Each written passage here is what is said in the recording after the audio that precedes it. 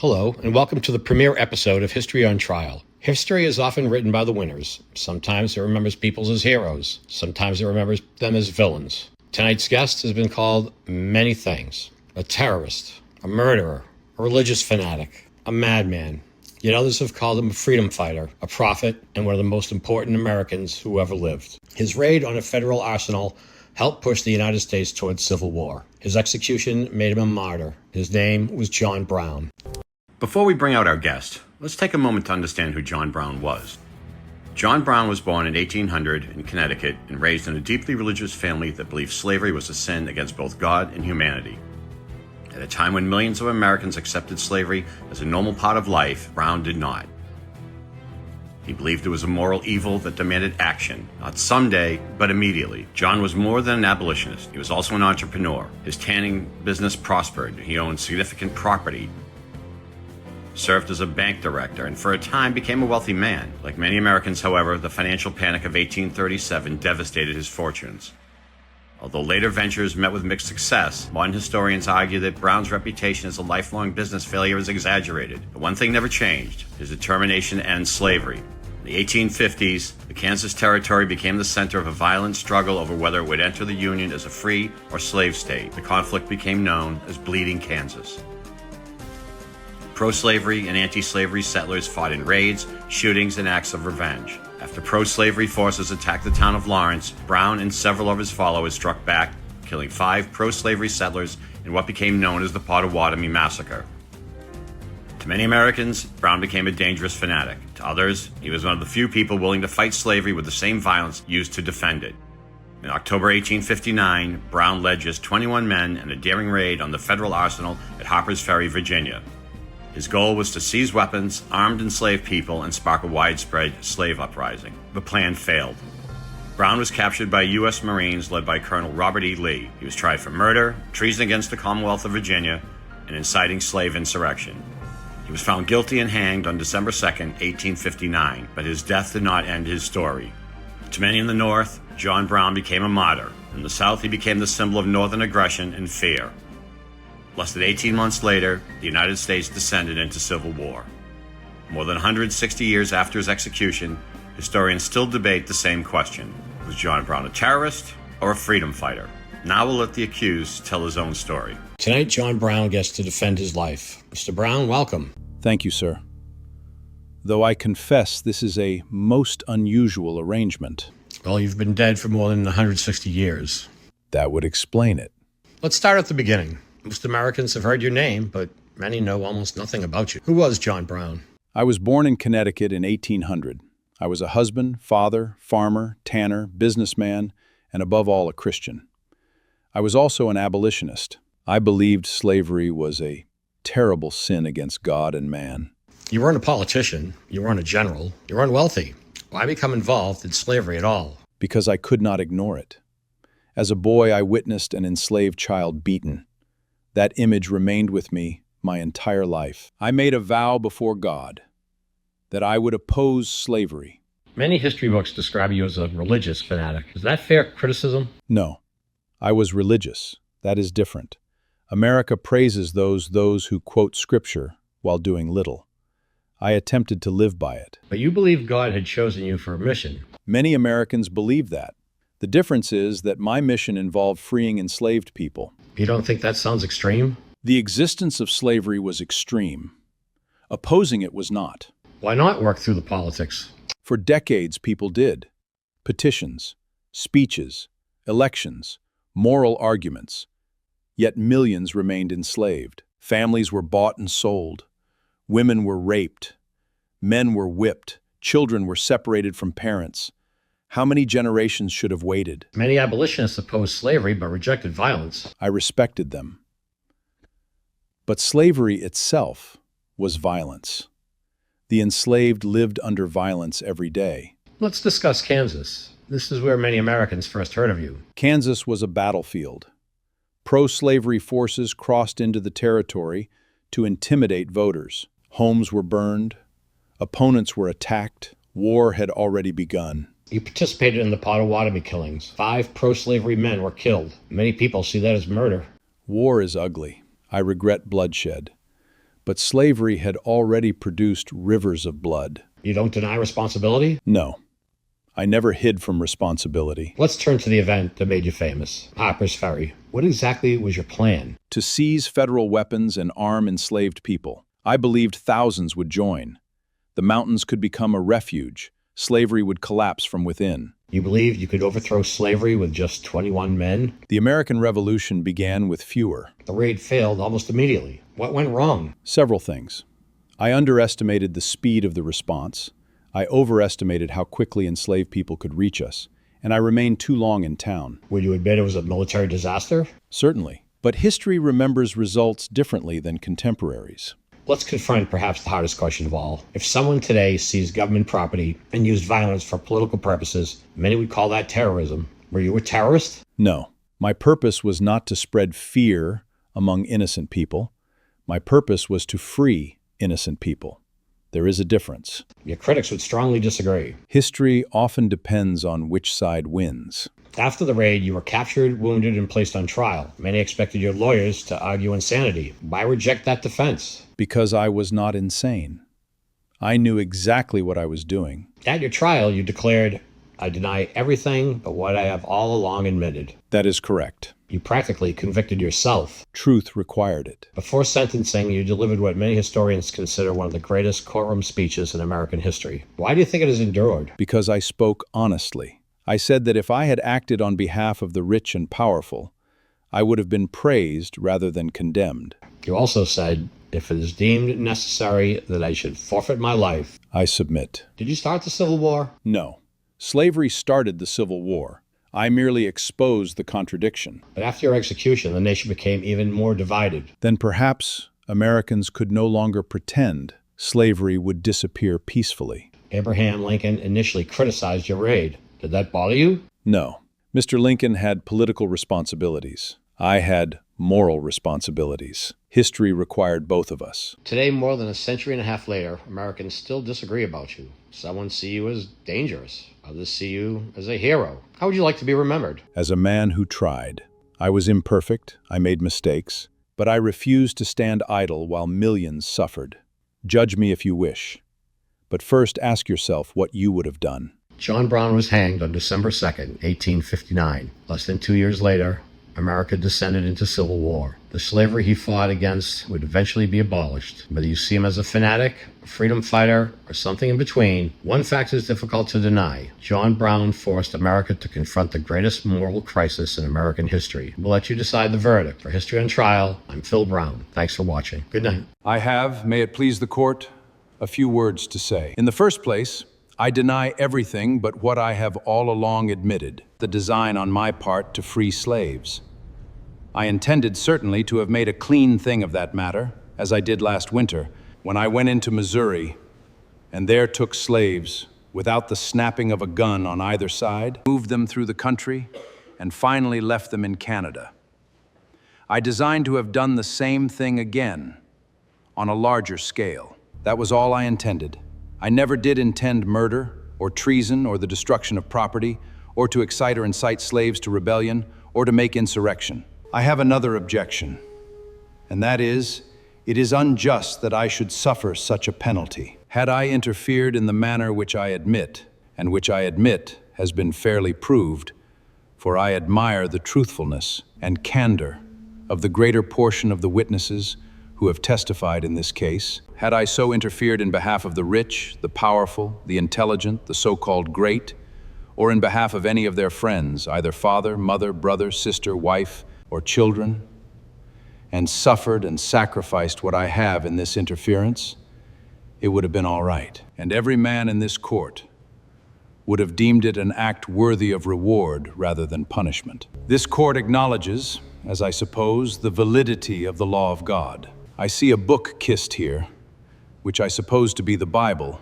or at least the New Testament. That teaches me that all things whatsoever I would that men should do to me, I should do even so to them. It teaches me, further, to remember them that are in bonds, as bound with them. I endeavored to act up to that instruction. I say, I am yet too young to understand that God is any respecter of persons. I believe that to have interfered as I have done, as I have always freely admitted I have done, in behalf of his despised poor, was not wrong but right.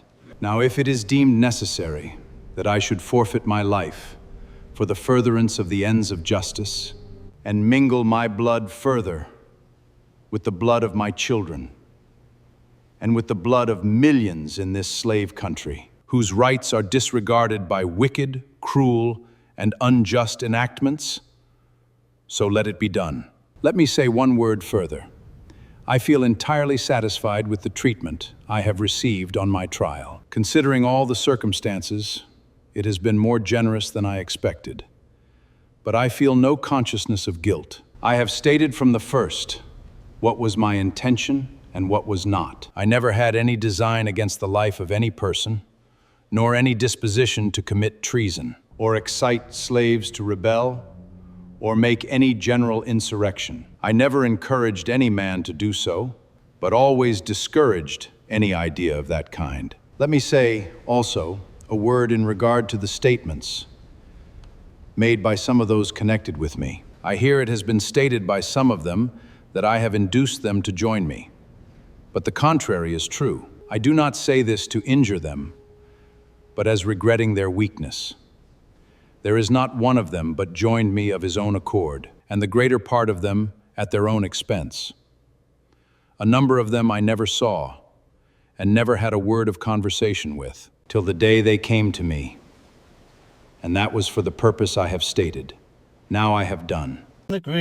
John Brown was executed on December 2nd, 1859.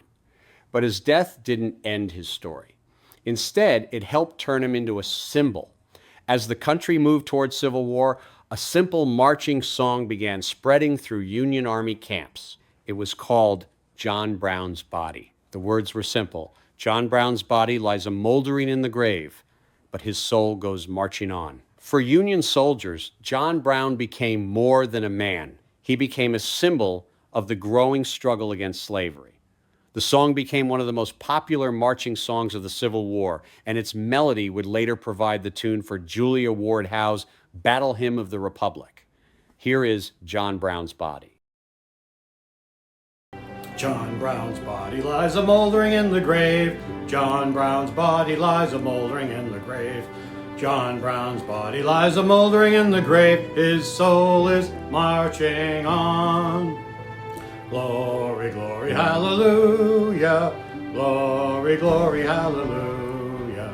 Glory, glory, hallelujah. His soul is marching on. He's gone to be a soldier in the army of the Lord. He's gone to be a soldier in the army of the Lord.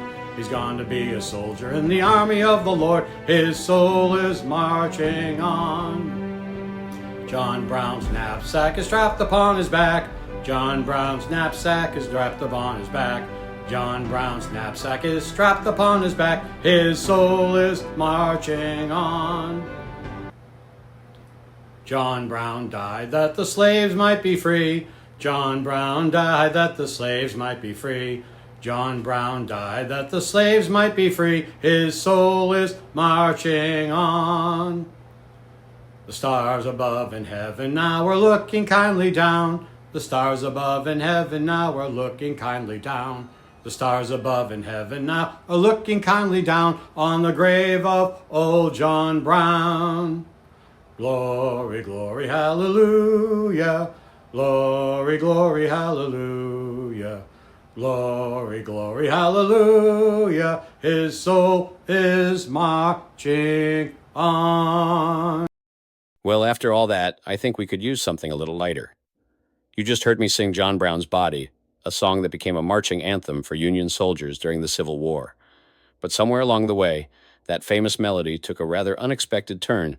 Generations of children learned another song to the same tune, John Brown's Baby. It has virtually nothing to do with the real John Brown. Instead, it's a wonderfully silly children's song about a baby with a cold and the unusual remedy used to treat it. And if you remember singing it as a kid, you probably remember the hand motions too. So from one of the most serious figures in American history to one of the silliest songs associated with his name. Here's John Brown's Baby. John Brown's baby had a cold upon its chest. John Brown's baby had a cold upon his chest. John Brown's baby had a cold upon his chest, so they rubbed it with camphorated oil. John Brown's had a cold upon his chest. John Brown's had a cold upon his chest. John Brown's had a cold upon his chest, so they rubbed it with camphorated oil. History has called her many things: a temptress, a seductress, the woman who brought mighty Rome to its knees. For more than 2,000 years, her enemies have shaped her story. But what if they were wrong? What if Cleopatra was remembered not because of her beauty, but because she was one of the most intelligent and capable rulers of the ancient world? Tonight, history gets another chance to hear her side. Welcome to History on Trial. I'm Phil Brown. History is often written by the victors. Sometimes it remembers heroes, sometimes it remembers villains, but history is rarely that.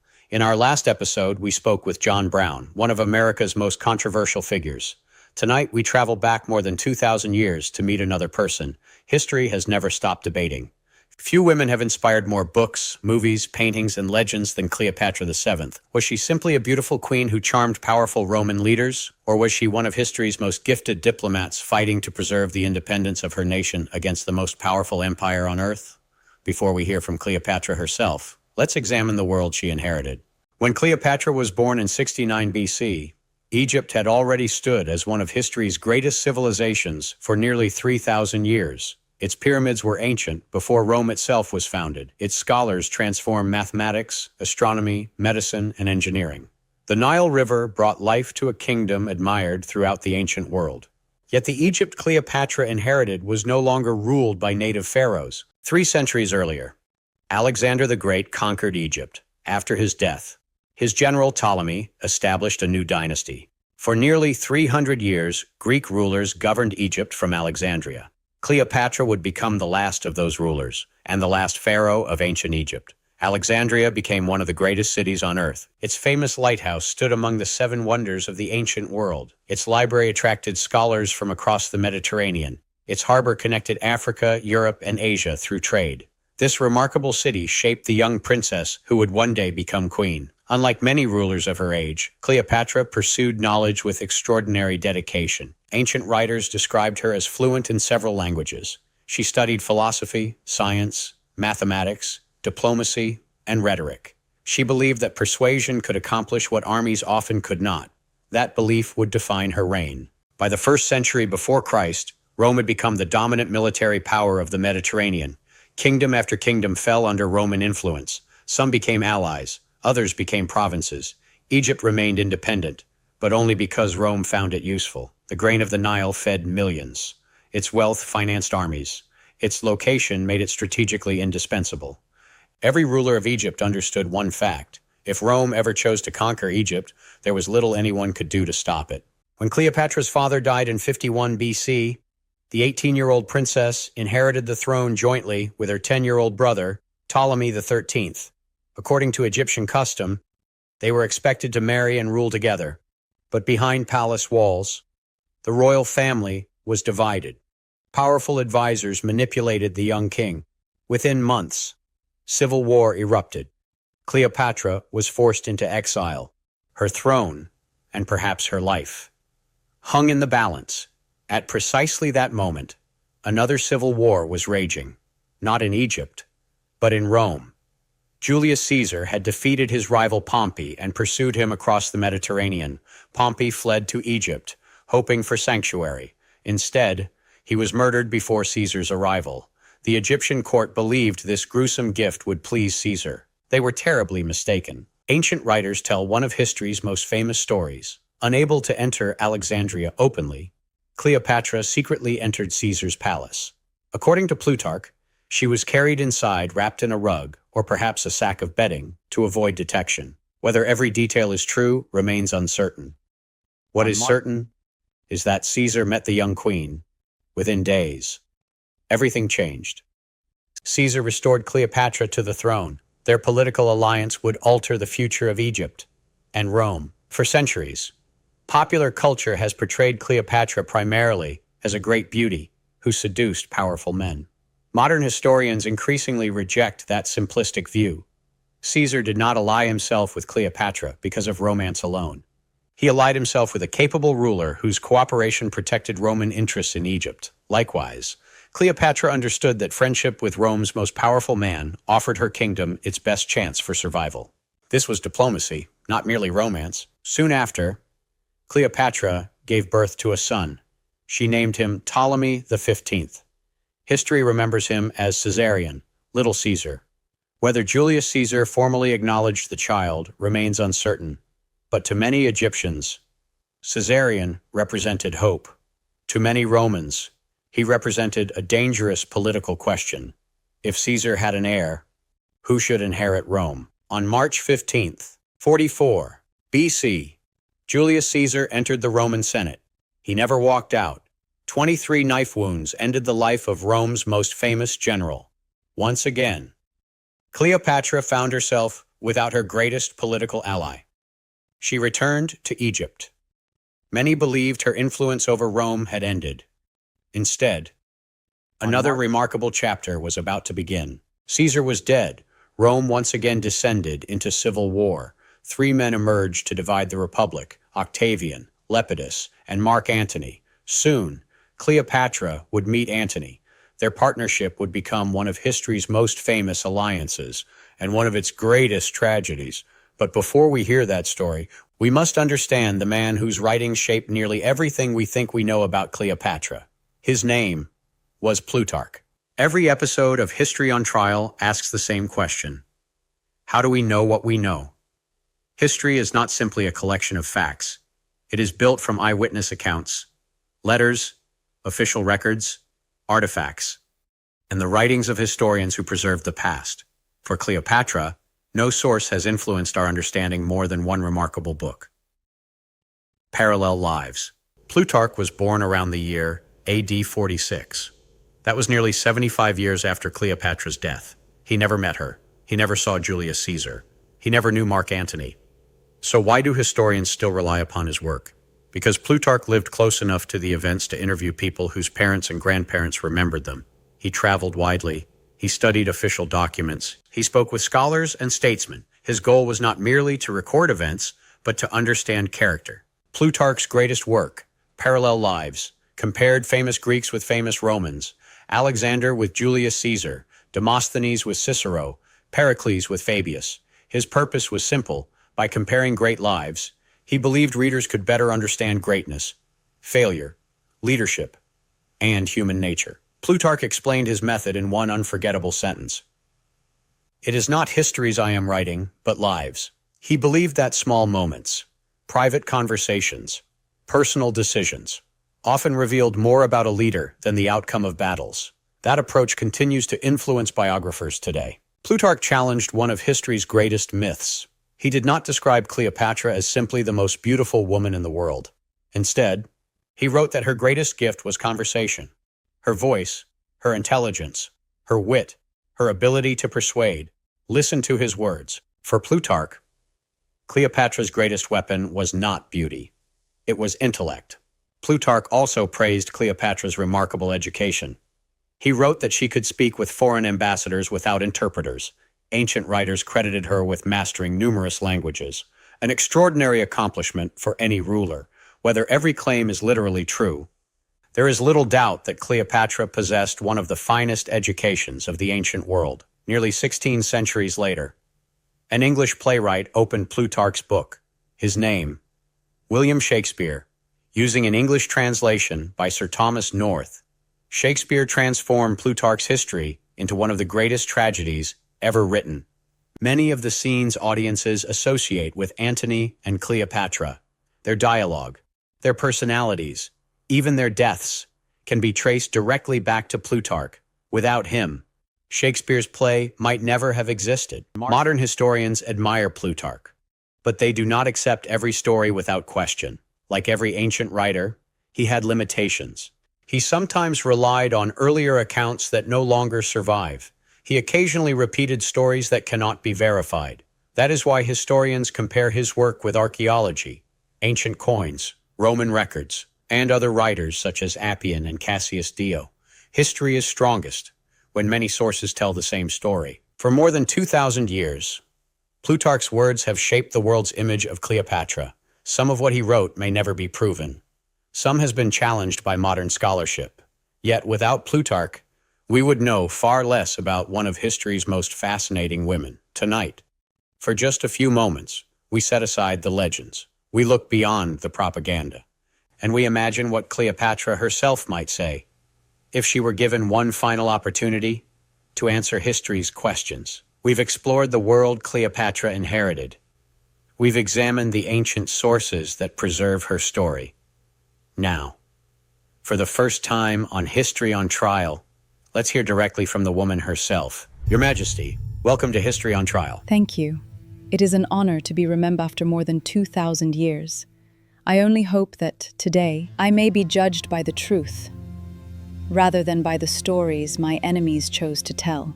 Your Majesty, more than 2,000 years after your death, your name remains one of the most recognized in history. Before we discuss Rome, Julius Caesar, or Mark Antony, I'd like people to meet the woman behind the legend. Who was Cleopatra? I was a daughter, a mother, a queen, and above all, a servant of Egypt. For centuries, I have been remembered as a temptress, yet those who truly knew me understood that every decision I made was guided by one purpose: to preserve my kingdom. What was your childhood like? I grew up in Alexandria, the greatest city in the Mediterranean. Scholars, astronomers, mathematicians, philosophers, knowledge surrounded me. I discovered very early that wisdom is a ruler's greatest treasure. Gold can be stolen, armies can be defeated, but knowledge remains. Did you always expect to become queen? No. Royal families are dangerous places. Brothers become enemies. Sisters become rivals. Every smile may conceal a knife.